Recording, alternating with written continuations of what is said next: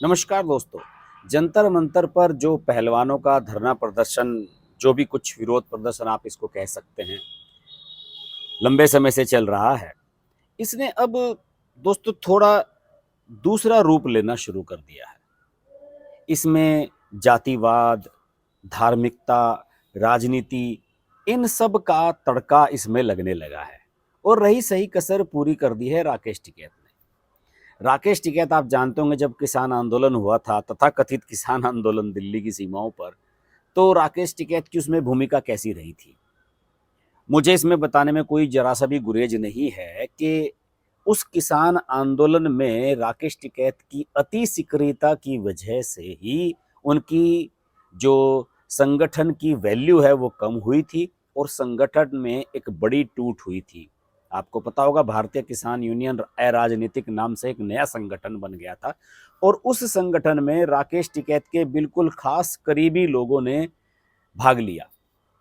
अलग हुए वो लोग, उन्होंने राकेश टिकैत और उनके संगठन पर आरोप लगाए और बहुत तमाम तरह के आरोप लगाए, जिन्हें मैं यहाँ पर डिस्कस नहीं करना चाहता, क्योंकि इस वीडियो को बनाने का मेरा उद्देश्य है कि जो पहलवानों का धरना चल रहा है उसमें सिर्फ मैं इतना कहना चाहूँगा कि पहलवानों ने इस तरह के लोगों को अपने मंच पर बुलाकर, जैसे पहले हुड्डा आए थे मुख्यमंत्री हरियाणा के, चूँकि ज़्यादातर पहलवान इसमें हरियाणा के हैं, ज़्यादातर क्या बल्कि 100% इसमें सभी पहलवान हरियाणा के हैं और सब लोग जानते हैं कि ये लड़ाई हरियाणा वर्सेस यूपी की है।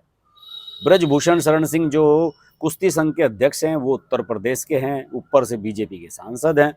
तो उनका विरोध हरियाणा की लोबी इस वजह से कर रही है कि भाई हमारे हाथ में सारी की सारी कमान रहनी चाहिए।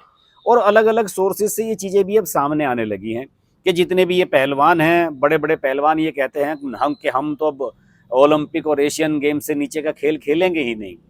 जबकि कुश्ती संघ ने सभी खिलाड़ियों को बराबर का मौका देने के लिए एक नियम बनाया है कि साहब जो भी पहलवान होगा उसे नेशनल लेवल पर भी फाइट्स लड़नी होंगी, उसी के बाद उसका सिलेक्शन होगा और वो आगे बढ़ पाएगा। इसके कुछ दुष्परिणाम भी हुए थे। आपको याद होगा कि जब उत्तर प्रदेश के एक पहलवान और हरियाणा के एक पहलवान, इन सब के बीच में मुकाबला हुआ था और फिर उसे बाद में बड़े लेवल पर हार का सामना करना पड़ा था। तो वो बहुत सारी चीज़ें चल रही हैं दोस्तों इसमें प्रकरण में। लेकिन राकेश टिकैत की जो मौजूदगी है, राकेश टिकैत ने वहाँ जाकर फिर कह दिया कि हम इतने ट्रैक्टर ले आएंगे, इतने ले आएंगे, फलाना ले आएंगे, ढिमाका ले आएंगे। इन सब चीज़ों ने इसको इनके आंदोलन को अब डिरेल कर दिया है मेरे हिसाब से। अब इसमें वही टूल किट घुस आए हैं जो कभी किसान आंदोलन के समय घुस गए थे। इन सब लोगों ने इसे अपना एक मंच बना लिया है।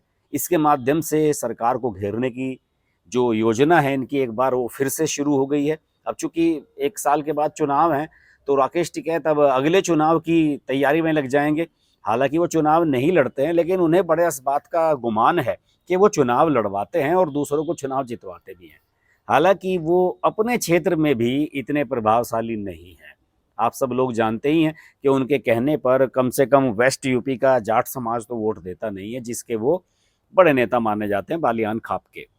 दूसरे, अभी हाल ही में पालिका के चुनाव हुए हैं और राकेश टिकैत का जो जिला है मुजफ्फरनगर, वहाँ पर जाट समुदाय ने एक मत करके बीजेपी के समर्थन में वोटिंग किया है। ये रिपोर्ट्स मीडिया के माध्यम से अब सामने आने लगी हैं। दूसरे, इस पहलवानों के आंदोलन में दोस्तों एक और भी गलत चीज शुरू हो गई है। जाट वर्सेस ठाकुर, क्षत्रिय जो राजपूत हैं, उनके बीच में एक वार शुरू हो गई है और खासतौर से सोशल मीडिया पर यह वार बड़ी चल रही है। जाट एसोसिएशन और जो राजपूत एसोसिएशन है, इनके ट्विटर हैंडल्स आप उठाकर देख लिए, एक दूसरे पर आरोप प्रत्यारोप लगाए जा रहे हैं। बहुत निम्न स्तर की राजनीति इस पर शुरू हो गई है। तो मेरा मानना है कि किसानों का मुद्दा हो चाहे पहलवानों का मुद्दा हो, राकेश टिकैत या दूसरे इस तरह के जो संगठन लोग इसमें घुस आते हैं, उनसे असली मुद्दे गौण हो जाते हैं। असली जो लड़ाई है वो जीरो हो जाती है। अब देखिए, असली लड़ाई तो ये थी आपकी कि आप पहलवानों ने आरोप लगाए कुश्ती संघ के अध्यक्ष पर और उसकी जांच होनी चाहिए। खेल मंत्रालय ने उसके लिए जांच कमेटी गठित कर दी है। दूसरे, आप ये दावा करते हैं कि आपने देश के लिए इतने सारे मेडल जीते हैं, इसलिए आपकी बात सुनी जानी चाहिए, बिल्कुल ठीक है। लेकिन इस देश की जो सबसे बड़ी एथलीट हैं, ओलंपिक संघ की जो अध्यक्ष हैं, पीटी उषा, राज्यसभा की मेंबर भी हैं जिन्होंने 5-5 6-6 गोल्ड मेडल एक ही एशियन गेम्स में जीते हैं। इनमें से किसी भी पहलवान ने ऐसा नहीं किया होगा। वो जब मिलने के लिए गई तो वहां पर टूल किट में शामिल कुछ महिलाओं के माध्यम से उनका अपमान कराया गया, उनकी बेइज्जती कराई गई। तो इस तरीके से जो खिलाड़ियों की सिंपैथी इनके साथ होनी चाहिए, वो भी खिलाड़ियों की सिंपैथी भी नहीं है। दूसरे किसी भी हिस्से के पहलवानों को ब्रजभूषण शरण सिंह के किसी भी काम पर ऐतराज नहीं है। उत्तर प्रदेश के पहलवानों ने ब्रजभूषण शरण के काम की तारीफ की है और लोगों का कहना है कि पिछले 10-12 साल से जब से ब्रजभूषण शरण सिंह इसके अध्यक्ष बने हैं कुश्ती संघ के, तो सबसे शानदार प्रदर्शन देश के पहलवानों ने ओलंपिक में, चाहे एशियन गेम्स हैं या जितने भी इस समय आयोजन हुए हैं पिछले 10-12 साल में, वो आज तक का सर्वश्रेष्ठ प्रदर्शन है। लेकिन उसके बावजूद भी कुछ महिला पहलवानों की अगर शिकायतें हैं, और देखिए जो सेक्सुअल हरेसमेंट कमेटी है उसकी अध्यक्ष तो बताई जाती है कि ये खुद साक्षी मलिक हैं पहलवान जो इसमें धरना दे रही हैं, उन्हें खुद ही इसकी जांच करनी चाहिए थी। तो बहुत सारी ऐसी चीज़ें चल रही हैं और राकेश टिकैत और दूसरे संगठनों का, राजनीतिक लोगों का बार बार वहाँ पर जाना, फोटो खिंचवाना, भाषण देना, मोदी जी को गालियाँ देना, ये सब इस आंदोलन को डिरेल कर रहा है, इस आंदोलन को विफलता की तरफ लेकर जा रहा है। और इसका हश्र भी किसान आंदोलन की तरह ही होने वाला है, ये इसके बाद बिखर जाने वाला है। राकेश टिकैत अपना संगठन नहीं बचा पाए थे, वहाँ जाकर दावा कर रहे हैं कि ये हमारी बेटियां हैं। लोग कह रहे हैं कि ये इसलिए गए हैं क्योंकि इनमें से जो ज़्यादातर पहलवान हैं वो जाट बिरादरी से हैं। लेकिन इस मामले को जाट और ठाकुर इस नज़रिए से कतई नहीं देखा जाना चाहिए। राकेश टिकैत को इसमें राजनीति नहीं करनी चाहिए। खिलाड़ी हमेशा जो जंग है वो अपने मैदान में लड़ते हैं, अपने अखाड़े में लड़ते हैं, और इन खिलाड़ियों को अपनी जंग लड़ने देना चाहिए। जैसे कि सौरभ गांगुली जो भारतीय क्रिकेट टीम के पूर्व कप्तान हैं, बीसीसीआई के चेयरमैन भी रहे हैं, उन्होंने एक स्टेटमेंट, बड़ा बढ़िया स्टेटमेंट दिया इस बारे में। उन्होंने कहा कि जब उनसे मीडिया वालों ने पूछा इस पहलवानों के धरने के बारे में, तो सौरभ गांगुली ने कहा कि देखिए सबको अपना अपनी बात कहने का हक है और ये उनकी लड़ाई है, उन्हें अपने तरीके से अपनी लड़ाई को लड़ने दीजिए। मुझे लगता है कि ये सौरभ गांगुली ने बहुत टके की बात कही और उन्होंने ये कहा कि वास्तव में अगर आपकी अपनी कोई लड़ाई है तो उसको सही तरीके से लड़ना चाहिए और उसमें राजनीति तो कम से कम नहीं होनी चाहिए। अब इसमें इतनी सारी राजनीति घुस गई है, इसमें सारे एंगल जो है वो ये चल रहे हैं। कुछ पत्रकार हैं ऐसे जिन्हें मौका चाहिए, सबने ये ढूंढ लिया है कि साहब ये बीजेपी का सांसद है, इसको इसलिए नहीं हटाया जा रहा है ब्रजभूषण शरण सिंह को। जबकि हकीकत बात यह है कि अभी जांच कमेटी में के सामने कोई ऐसे आरोप आए ही नहीं हैं, कोई ऐसे प्रमाण मिले ही नहीं है।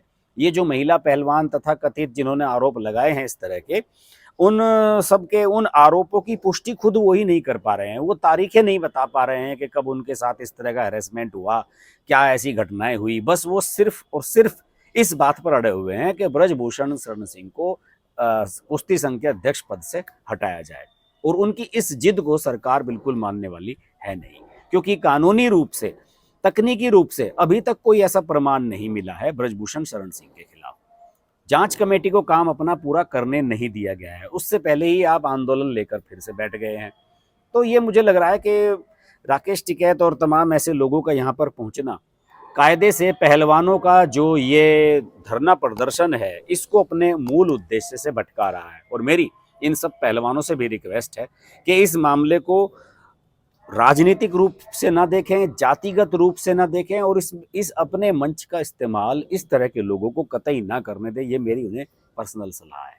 बाकी देखते हैं इस मामले में क्या होता है, बात होती रहेगी आपसे। नमस्कार।